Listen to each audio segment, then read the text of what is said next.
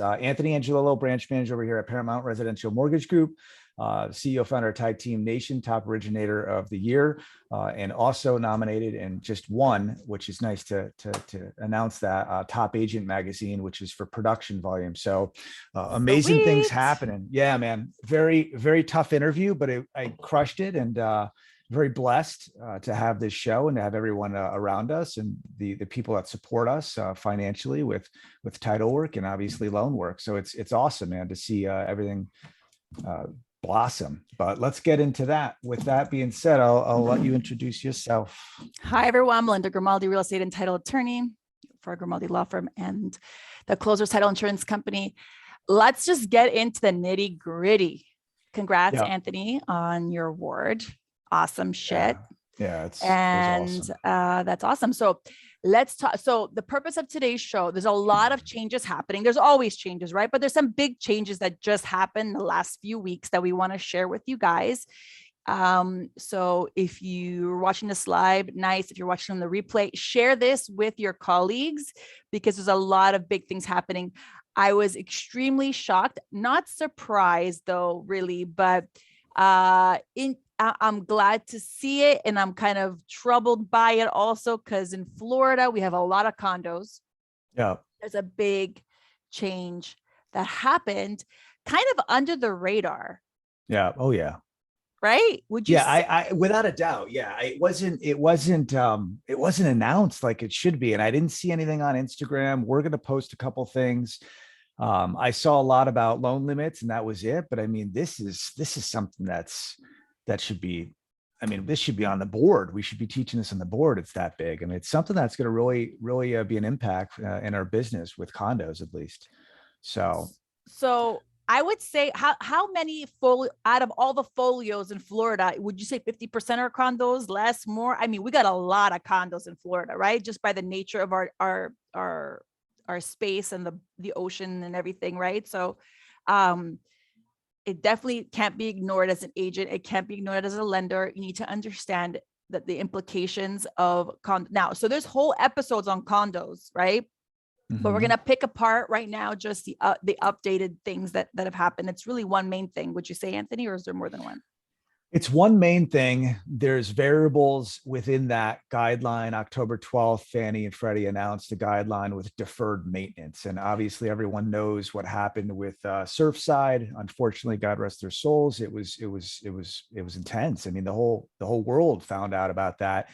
And so, even my underwriter spoke to my ops manager and said, guarantee they're gonna do some guidelines. And we thought it was like, that's not gonna change. And lo and behold, it definitely changed. So now we've got a whole set of regulations that we gotta look at.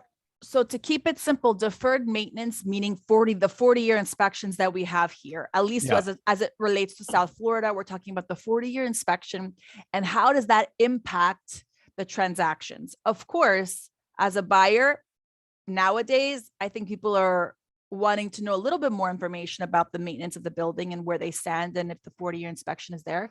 But the 40-year inspection can cause a lot of problems, if not previously, even before this change. The 40-year inspection was causing problems with closings because on the title side, what was happening is if a building gets, is due for their 40-year inspection and they don't do it, or they do it and then they're recommended to do certain changes and they don't make those changes, eventually that will turn into a cloud on title. Not right away, but eventually. So if there's those buildings that are very poorly managed, that ends up, coming through, and we see it in our commitments, our title commitments, and then we end up having problems where you could only sell to a cash buyer willing to take an exception to that as an issue. But now it's actually even a loan issue. So even if it's not on title, it's a loan issue. So why don't you go and break that down for everybody?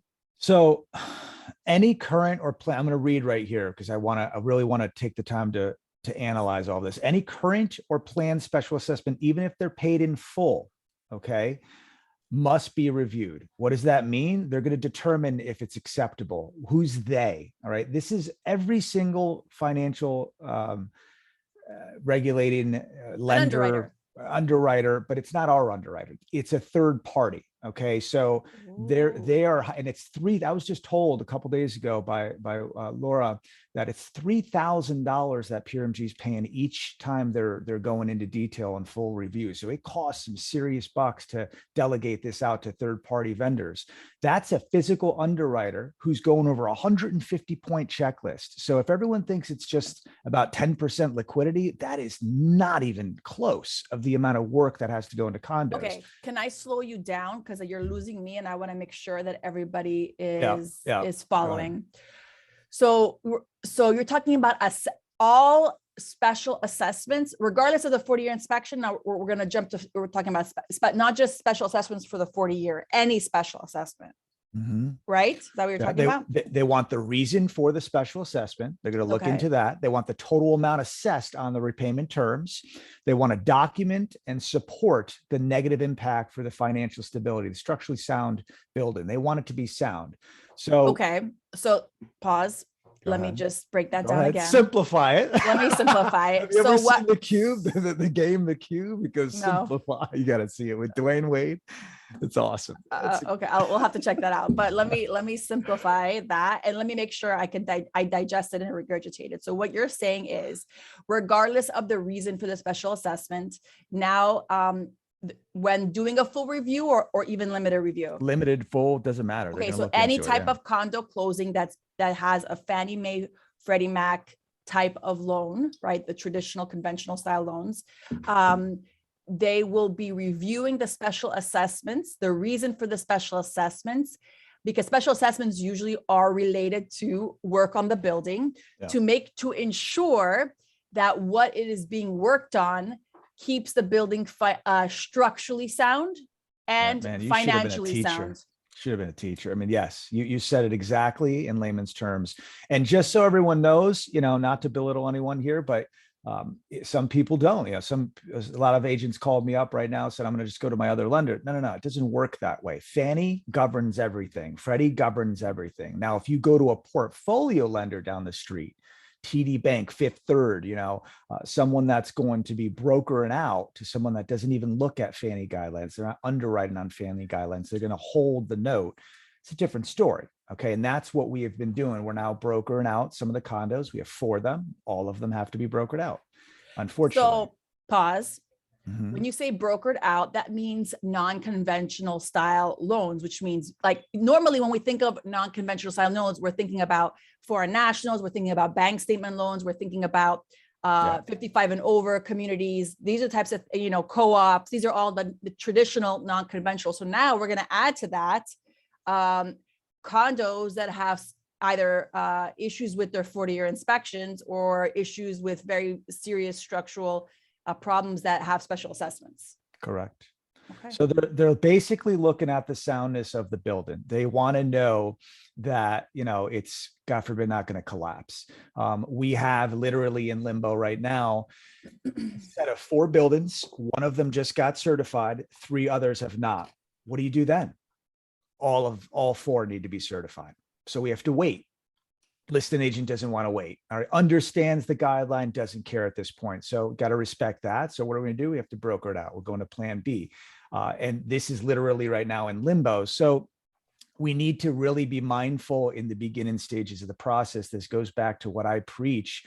Instead of just going into contract, even if I'm the listing agent, it should start with the listing agent. Absolutely. I'd be looking into everything, the bylaws, the HOA questionnaire. I'd probably have that done. I'd look the seller in the face and say, let's pay for it on behalf of the buyer's agent that's coming in here. And let's get everything organized so that we don't have, God forbid, a shitstorm that blows up in our face. It's the little things. This is not going to be fun. And you're going to start hearing a lot of stories of people not being able to close, and this lender stinks, and this buyer's agent's awful, and blah, blah, blah, blah. So what do you do, right? Let's go into detail on what the process is and what to look for. Well, hold on. Before we go there, I want to say, before you even decide, about the process and understand the process, how does one determine if these things are applicable? Right off the bat, as a listing agent, you should have the information about if there's any special assessment and the reason. Correct. You should already know at what stage the building is, whether it has started the 40-year inspection, it's at the 40-year in the process, or it's had it and it's not completed. So right? best practices for a lender to review: past 6 months of HOA questionnaire, basically, is what you want to look at. Soundness, structurally integrity, habitability of the impacts of one unit or several projects. References to items such as research determined based. They're looking to say, look at the budget, see if the budget has any issues with it. Are there special assessments? Did they fix the pool? The pool has a leak in it. Okay. They're not asking you to be a construction worker here, but if you see that there was a special assessment on the pool because XYZ, that's going to trigger something, right? What was that?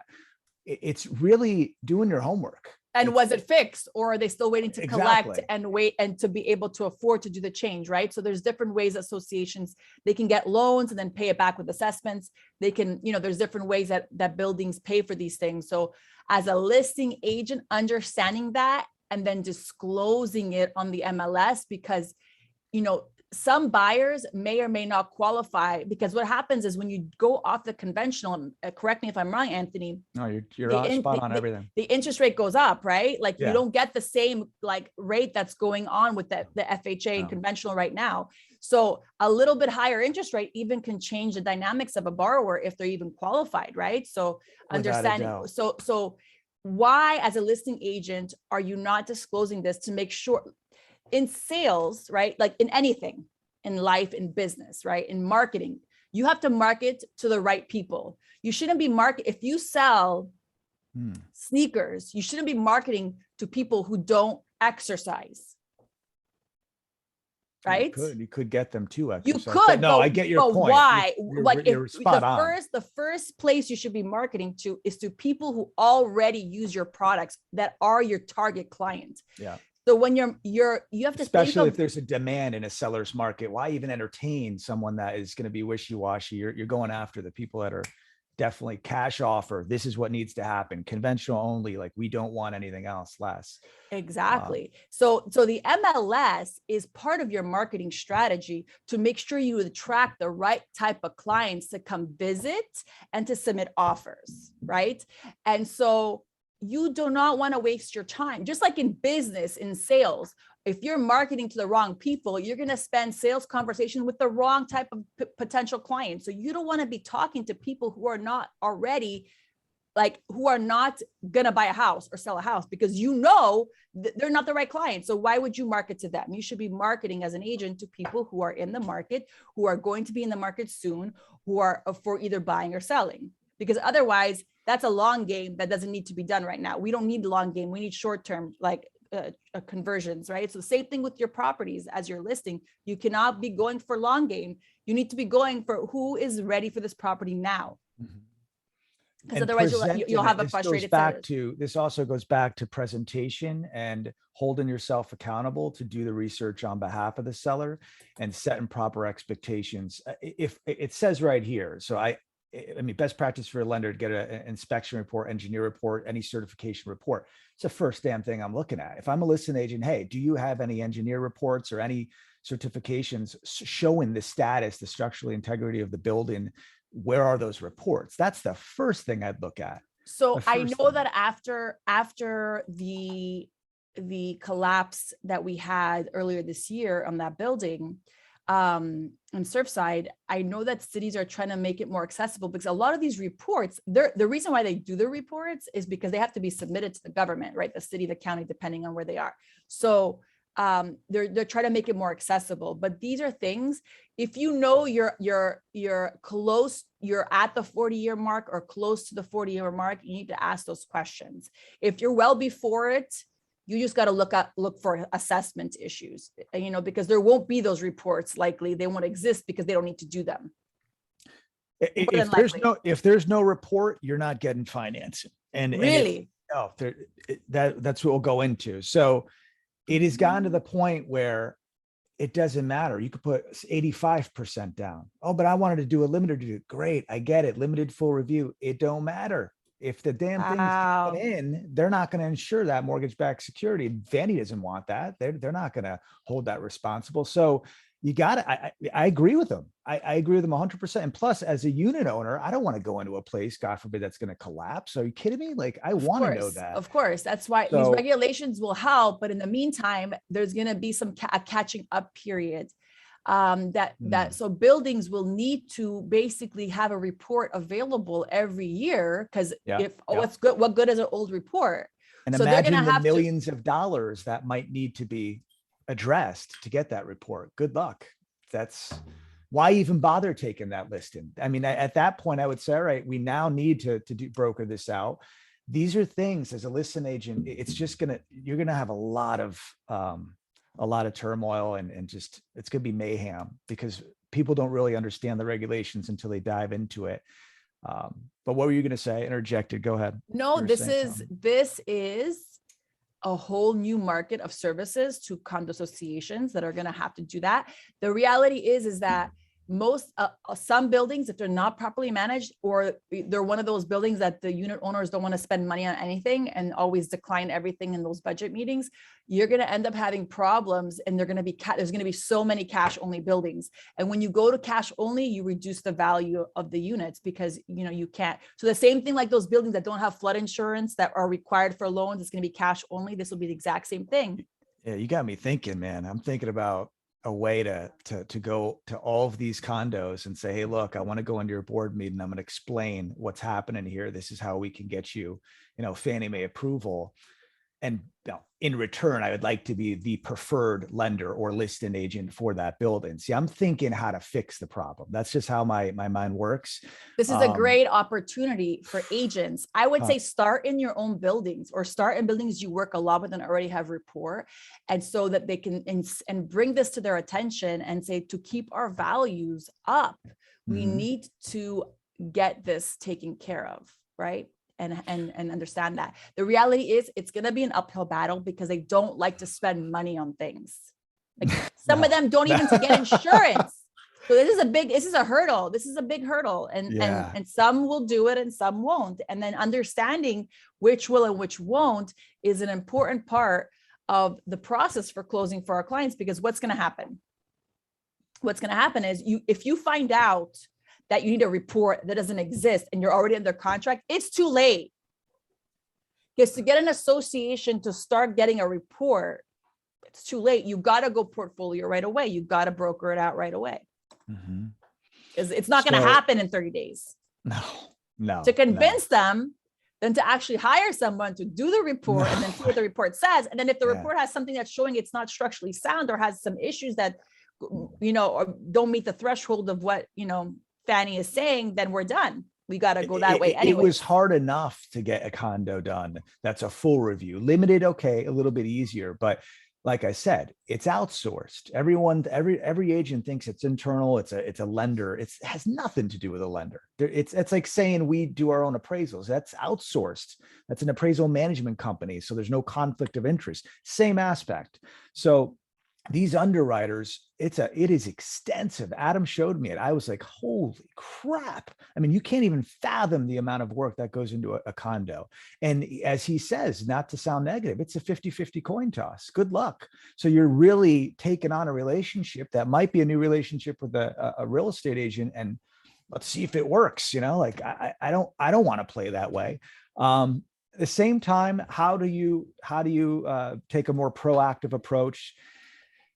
What they're doing now is there still is an active, but 150 condominiums just got off the list as of last night. Laura Roush just announced it like late last night. So we have an active list. It's the link I sent you in the beginning. That active list has VA, FHA, Fannie, Freddie, all active live lists to see if the condo is approved or if it's rejected or if it's pending.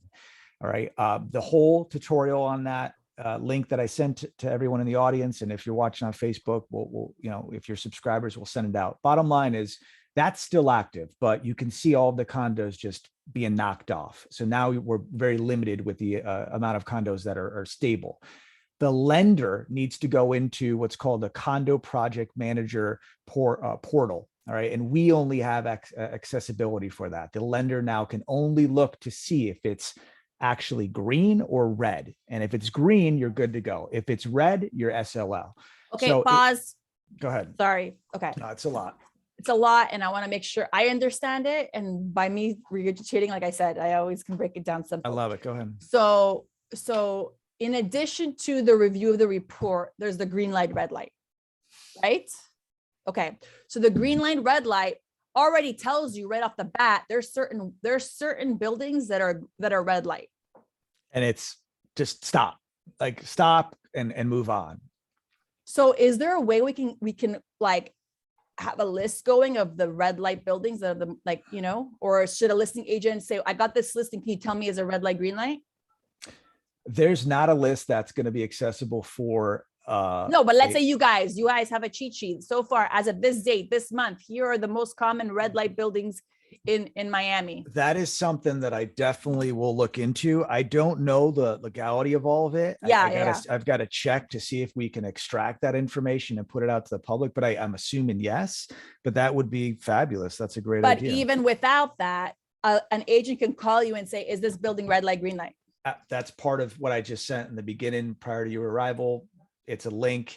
That's our first step. Call us. It takes us 2 seconds to do that, or any lender partner that you're working with, and they're going to look it up. So you're going to save yourself a lot of time.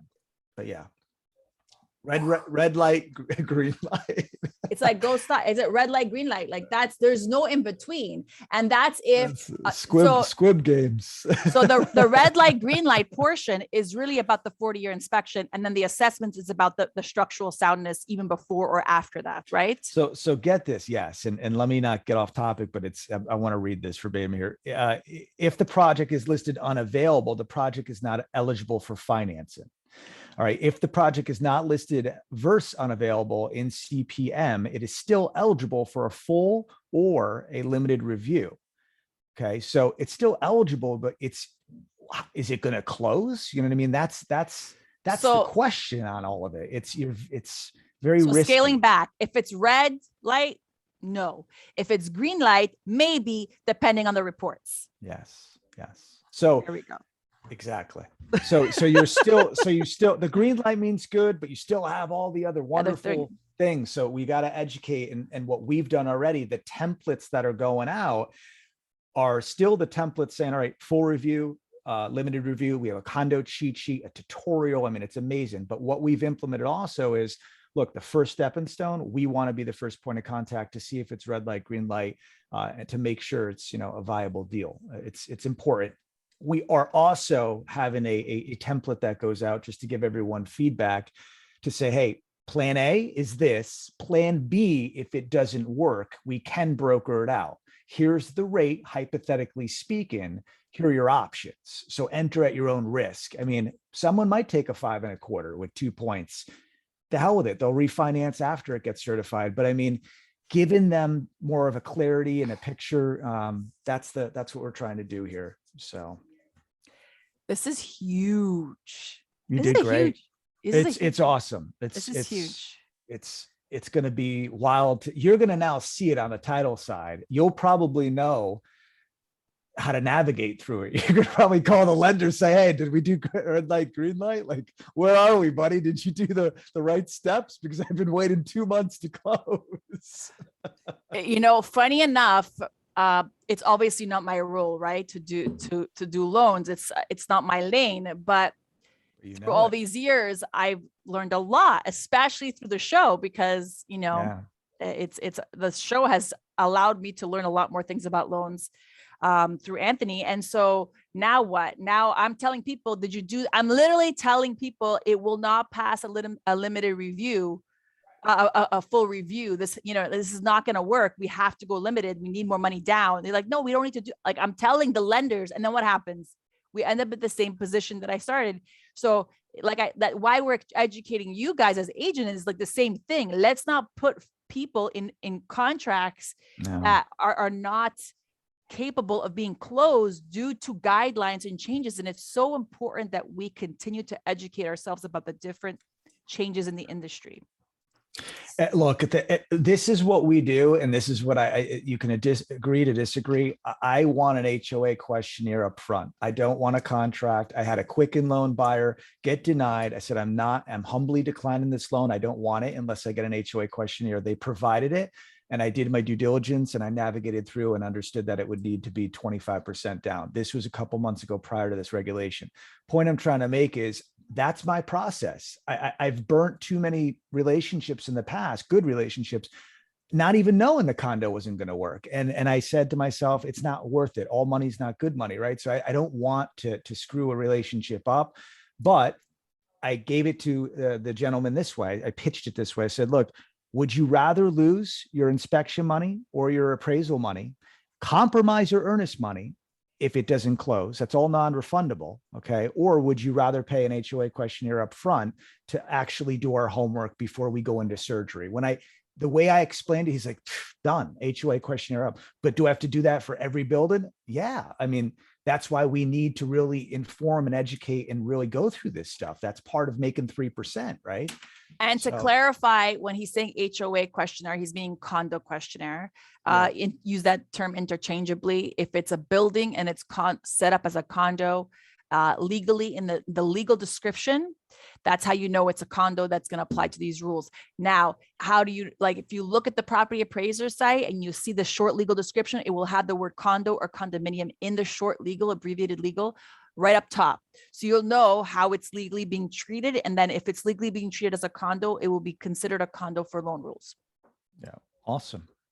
Okay. Great information. And we made 30 minutes. So this is awesome. Good. So speaking of big changes, we are already seeing, I'm going to take notes for this, man. New contracts coming in under the new FAR contract, as is contract and the regular standard contract that was effective as of November 1st. So if you're going into your form simplicity or whatever you use to draft contracts or offers, you will see the new offers, being available, the new templates being available as of November 1st. You should not see the old versions in there, I believe. Now, what does that mean? Before we even get into what the changes are, they're not bad. If you had offers circulating under the old versions, they're not wrong. They're not bad. You could still accept one. You could still keep negotiating it, but you won't have the ability to draft the old ones anymore. So there will be a period of time, probably the next couple months, where we still have the old ones going to be under contract and circulating while the new ones are replacing, right? So as all these old ones on the old contract close out, the new ones, and eventually we'll just have one contract we're working with. But technically right now we have two contracts that are out there. So they're weeding them out, basically. They'll get weeded out now. New money. They'll get weeded out, with time as those transactions cancel or close, right? And then the new ones will be made on the new one. So I already got some new contracts this week on the new template. So I'm gonna go over and without really designating like a line, an item or something, I'm just going to talk about concepts of what some of the changes are. And then if you are a subscriber to our show, you'll get our cheat sheet. Okay, I have a cheat sheet built out with line items as well as a formal marked up red line version of the old contract that shows all the new stuff. Okay, so with that being said, I'm gonna kind of hit through these pretty quickly of what I think are some of the most conceptual things I want to talk about. First and foremost, personal property. They now included a lot of these smart tools like thermostats, doorbells that people have. So those things were not included before. It's a simple thing, but they're all there. Television wall mount and any hardware about the TV, you cannot remove that as a seller unless you scratch it off. Yep. Why? What, fire hazard? What's the point of that? No, because people were removing it and it's technically a fixture. So they're reminding people once things are in the wall, you cannot remove it technically because it's a fixture and part of the real property. Now, people were removing the wall mounts because those things are expensive and they're taking it to TV. I'm like, I'm taking them out with me, right? Well, now you can no longer take the wall mount unless you cross that off. And the mailbox key. I can't tell you how many problems we've had at closing table because there's a mailbox key missing. It's a $10 key to get replaced. But yeah, mailbox key. Okay. Storm protection items. You cannot take your hurricane shutters with you. right? And the related hardware, right? What they deleted intercoms from there because there was intercoms. I don't know who it's Alexa now, I guess, or other no intercoms because people don't use them anymore. But what was not added and what's still missing from there is washer and dryer. I've had problems with this at closing. I'm telling you what, washer and dryer is not included unless you specifically add it. I tell you, a lot of people miss that. So if you're a buyer agent and you're making an offer, make sure you add washer and dryer if that your buyer's intention is to keep that. All right. Closing date. There's some changes to the language, but nothing really changes. I'll tell you that. An extension of closing date, remember, okay, so I'm going to go back with the closing date. With the old contract, the CFPB, the 3-day rule, they were giving 10-day extension. Yeah. Based on allowing time to comply with federal guidelines, right? To have that 3 business day disclosure period. Well, now it's been reduced from 10 days to 7 days. Good. The reality is, I don't think this is a big problem anymore most times. No, I not. think lenders are disclosing fast track early. CD and all that. Yeah. Everyone's kind of gotten used to this rule. So it's not, I haven't seen it used. Really, it's used strategically when loans need more time. Oh, I just disclosed, so I need more time. When really, they're manipulating that's not why the system. they're manipulating. And look, it's there. Yeah, I see that. Use it. Okay. So that's the CFPB extension of closing date. Occupancy and possession. There's references to short-term or seasonal vacational rentals now. And there's a new rider with that as well. So there's a new rider that's been added for short. So elaborate. So for what? For Airbnb and all that, or what? Correct. So if you versus having a tenant with a lease, if you have short term, you're just required to disclose it differently than you did before. And it specifically does not require tenant estoppels for short term or seasonal rentals because that would be a problem. Okay. So assignability, a lot of the options where you either have a fill the blank or a check the box in the contract previously on the old version had a default. Assignability did not. So a lot of times if you had an agent that wasn't going through meticulously when preparing that offer, would skip the assignability section and not check it off, anything off. So now a default has been added. The contract is not assignable if nothing is checked off. Okay. One of the biggest changes, and this is where we'll spend some good time, is the financing section. It has been reworked. Without showing you a line by line difference, which you'll learn when I show you the differences, and we'll get that to you after the show. A big loan approval now includes appraisal. Interesting. Okay. So the buyer's financing.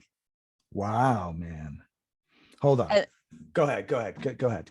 Yes, I have questions. Previously, the loan approval period, the way it was written was that should you have gotten loan approval, but the property did not appraise, the buyer was able to back out with that. Yeah. They had flexibility with that. Now, with built in to that, you don't have that option to back out anymore. So it's built into loan approval. So what does that mean? Appraisals must be obtained prior to, otherwise it's waived. So, wow, holy shit. So, so that means we're going to have to order appraisals first. Inspection periods are going to go down. I could tell you that right now. There's not going to be no 14-day inspection period. I'd say 7 at the most, or probably even 4 to expedite the appraisal so that it coincides with the approval, which should be 72 to 120 hours. And you're saying basically, so let's say if we're doing a default 30 days, right? And it takes you 15, what's non-rush? What is it taking right now? Service levels are around 7 days. You should have an appraisal. Business days? Seven business days? We're closing in 21. So yeah, absolutely. Okay. But didn't you say you guys are paying for rushes? We're paying for, only because If if you, the AMC is busy because they're slammed right now, I am paying on the branch level. I'm not okay, going to have anyone pay that. Yeah. right. So what is the turn time right now without you guys paying for that rush? Without the turn 15 time, I would days, no? say no, 14, 15 no, days no. more? Seven for us. Seven for Standard, us. standard, like With a AMC standards, without a no rush, without a AMC rush. 14. Okay, 14. because most lenders are not doing what you're doing. No, That's what I'm saying. It's 14. taking about 14 days, guys, right? Even To get longer, sometimes 3 weeks. One of my so agents called me and said 3 weeks. So yeah, so 3 weeks to get an appraisal report, like a final report in correct. from order Correct. to It's report. taken sometimes a week to schedule. So yeah, 2 to 3 weeks. Answer your Okay, question. 2 to so 3 weeks. let's be conservative and say it takes 3 weeks. Okay, and you have a 30-day loan approval period. You basically have to order it within the first week to make sure you get your appraisal in on time before that loan approval period. If you're doing a 30-day, if you're doing less than 30 days, then it's got to be done like immediately. So as a buyer's agent, to protect your client's deposit, you need to make sure inspections are done right away so that the buyer feels comfortable paying for that appraisal. Because what happens is go ahead. Because what happens is you guys probably submit the request in for them to pay it. As soon as it gets paid, it gets ordered, right? That's normally how it's done? Yeah. Yeah. More or God, less. I have so many right? questions. Hold on. So they're doing this, and I'm thinking, I believe they're doing this because lenders could opt out at any time. They could just make up some BS denial letter if the appraisal doesn't hit and they want out. And it's now they have that contingency period. You're saying if it's together in the loan approval, I would assume the commitment period needs to be extended at this point to give that ample time for the appraisal management company to be assigned. No? Right. Because Right? now, and because the volume of the amount of transactions that's happening, there are the appraisal companies are backed up, right? Like anything else. So when your file goes in queue, it's going to take 2 to 3 weeks, right? Especially if you're not using Anthony, who rushes his appraisals. Yeah. So the cost of that, I don't want to say how much it is. You guys would be like, it's disgusting. They're price gouging. These AMCs are literally price gouging. This is recorded. So yes, I am bashing everyone. It's awful. Normally it's $150. I've seen up to 1,000. I've seen 5,000 when it was really slammed. But at the end of the day, that's because of the demand. And if they offer rush at $100, everyone's going to pay for that. Yeah. And then everyone's rush, and then that defeats the purpose, right? So it's all about the demand. So that's a huge thing. Wow. It's a huge one. It's a huge one. It's included there. So service levels need to be changed. Your sales cycle needs to be changed. This goes exactly what Melinda and I always talk about: setting expectations, doing everything up front.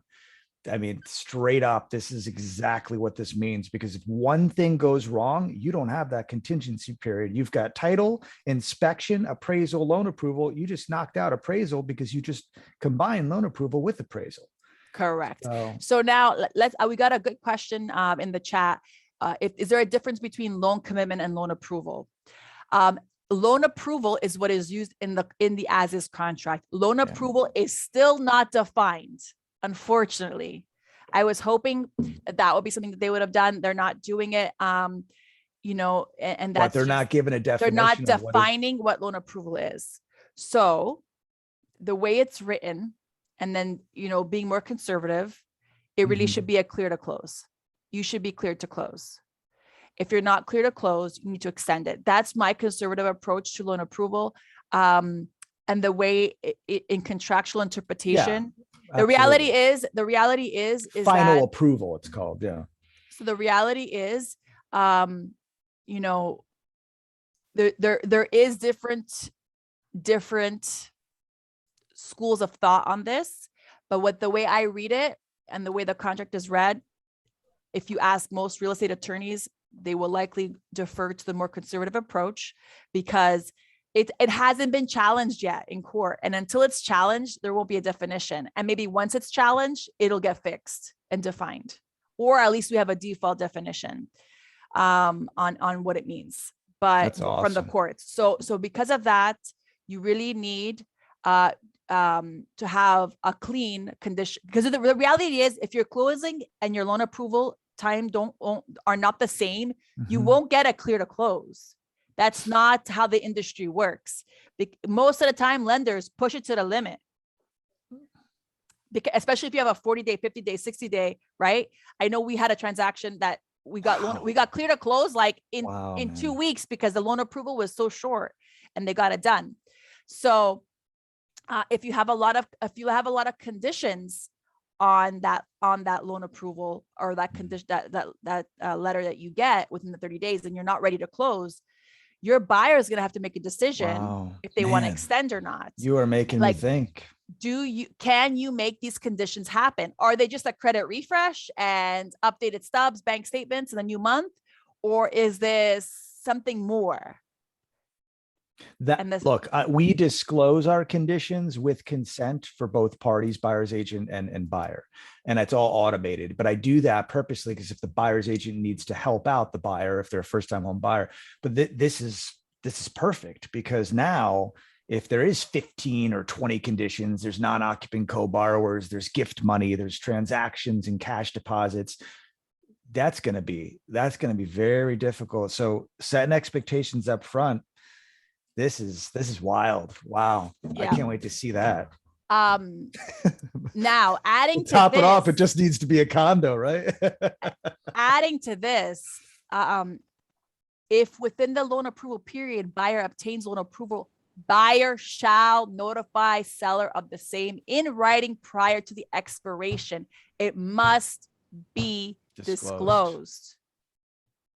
So now the loan approval has to go to via email the seller's agent transaction coordinator. I would say by emailing, if they're, the listing agent. Yeah. And if there's a seller's attorney and you have that information to the seller's attorney, I would disclose that as soon as you have it. Because otherwise, if not, the seller can cancel. If not, the seller can do a bunch of other things. So we don't want to go there, right? So you must disclose it. Otherwise, there's repercussions. This is a video that I definitely will implement, because you best educate your front end, which will be your buyer's agent, seller, or buyer's transaction coordinator, and your buyer, that you're disclosing conditions that the buyer is going to come back and say, why did you say that? Why would we have to now? If that's the case, then. So buyer also shall, upon written request, which is the change, upon written request, because before there was requirements to keep consent. Before there was requirements that the seller side is able to get updates, but now it's like upon written consent. Before it was just, you got to keep me updated. Now it's upon written consent. Keep seller and broker fully, upon written request, seller buyer shall keep seller and broker fully informed about the status of the buyer's mortgage loan app, loan processing, appraisal, loan approval, including properly related conditions and loan approval. Okay. So what does that mean? That means that you can't say, I'm not telling you, you can't ignore it. You must reply saying, yes, they applied for the loan. This formal application has been submitted. If they ask, has it been submitted? Yes, we got the appraisal, the property appraised, the property did not appraise. You don't have to say what it appraised for, as long as it appraised, right? But you do have to give them that it appraised, and then if it did not appraise, of course. Okay. You still are not sending the appraisal to any. You don't have to send it. You just to keep informed. You don't need to give the whole report. Yeah. All right. Wow. Anything else? That's generally the big changes. You'll see in the markup. I think if you read the markup, you'll be able to absorb the changes better. You have a copy for everyone? Yeah, that'll go. That'll go. All right. So going to closing costs, the only thing that was changed in the closing cost section is including for the seller, FERPTA withholding and reporting. Duh, but you'd be surprised because it wasn't there. I actually just a few weeks ago had a seller's attorney saying the seller's not required to pay for the preparation of those documents to an accountant or anyone. And so this is kind of clarification on that. All right. So This was this is another big one. It's big and not big, depending if it applies to you. So there was no, for deadlines, there was no time frame by 5 o'clock for a regular deadline. I was thinking about that. Like if an email goes out, it's past 5, then what? So there was no deadline there was no time requirement on regular deadlines, but there was a time requirement. If the deadline fell on a legal holiday or a weekend, it rolled over to the next business day until 5 o'clock. They had a 5 o'clock if there was a rollover. That rollover has been removed. So you have a full day. You have till midnight to disclose or submit or comply per your requirements. Okay. Or submit a cancellation. So there's no more 5 o'clock. This is great. No more 5 o'clock. There was no 5 o'clock to begin with. It was only on the rollovers, but it was causing confusion. And the reality is people do a lot of real estate work at night because that's when their clients are available. So I think it matches what realistically happens. Force majeure now includes, this was a hot topic last year when the pandemic came down and there was discussions, does this pandemic actually a force majeure, does it trigger force majeure? So the definition now includes governmental actions, mandates, shutdowns, epidemics, and pandemics. But it still has to prevent business from operating, which never stopped here in Florida. So I still think that in Florida, that wouldn't have changed anything because we were still operating. We were closing tons of deals last year. It was like such a busy year. So you can't use that. We had to change how we did it, but we still did it. Yeah. And so that's pretty much, but this includes insurance and all these other services. So even though, if you can't, all the stages of the process, right? So if you can't get a required service, for example, property insurance, a common example is if we're in the cone for a hurricane, you can't get insurance, then you cannot close. That's outside your control. Even if everything else is ready, if you can't bind your insurance, right, you can't close. Yeah. So that's an example of the vendors not being able to close and using that as a tool. Okay.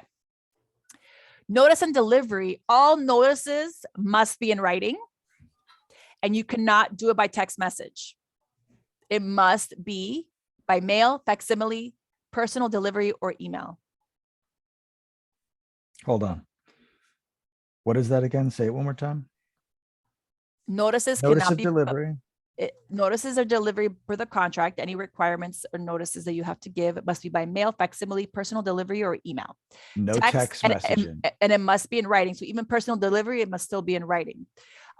Text will not be considered a method of notice. Good. Awesome. I love because that. you know why? Is because it's hard to prove or track it later on. If you're in court, it makes it very difficult. And nowadays emails is so easy to do. You really shouldn't be conducting business by text messages for these formal things. You could follow up on things by text message, but you should always send it first by email. Wow. This is good stuff. In the counter offer section, there was a section that says seller counters buyer's offer or seller rejects buyer's offer. Now they eliminated seller rejects buyer's offer because nobody was using it. They don't return it with the rejection checked off. So they removed it. It's simple, small, but not a big deal. But still important to understand that was removed entirely. And then last but not least, the new riders.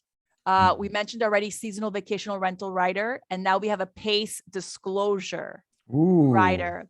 So if you are a seller or a listing agent and that seller has a PACE loan, you could tell generally by the tax bill. But even if not, your seller should know if they took out any loans for the repairs of their home. Solar panel. It's not just solar panel. It could be it's everything. It could be for windows. As long as it's like environmentally friendly repairs. That's going to be good because then it won't be, we have so many, I could count on probably 10 last year that just went sour because we just found out there was a PACE loan on it and it wasn't disclosed. So that's great.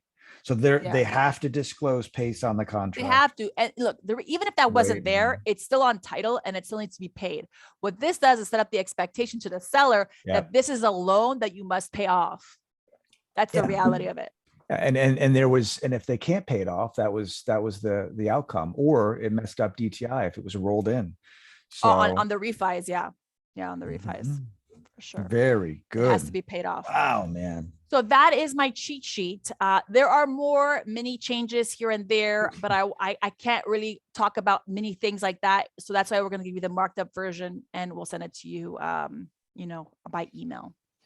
And we did it just in the nick of that's time. a lot, dude. That's a lot of, I'm like, whew, but I got a whole list. I'm gonna go have a powwow with the team. This is good stuff, man. Very good episode. We have to tweak the way we do business, and I'm gonna, we're implementing a few tweaks ourselves, especially when we're representing buyers, because of that. So stay tuned for those kind of things that are going to be coming through. There's more changes, I'm sure, in loans, right? Loan limits, things like that. There's more changes in the contract, but we could only go so much. We brought you the biggest nuggets that you really are not finding somewhere else. Yes. So we'll be sending those cheat sheets. All that stuff's there. So remember who brought it to you and broke it down simple, guys. Right? Yes. Loan limit cheat sheet. I will send out too. I got it all. Awesome. All right, good. Awesome. Man. All right, guys. So I hope you found it useful. I hope you feel a little bit more comfortable understanding it. If you have questions, you always know how to reach us. Please hit us up, DM us, email us, call us. We're happy to help you work through these changes and make sure your deals are closing on time and or closing at all. Hopefully they're closing, right? So and if they're not, send them on over. We'll close them. We'll figure it away. So have an amazing day. Thanks, guys. And catch you soon. All right. Take care. Take care. Bye-bye.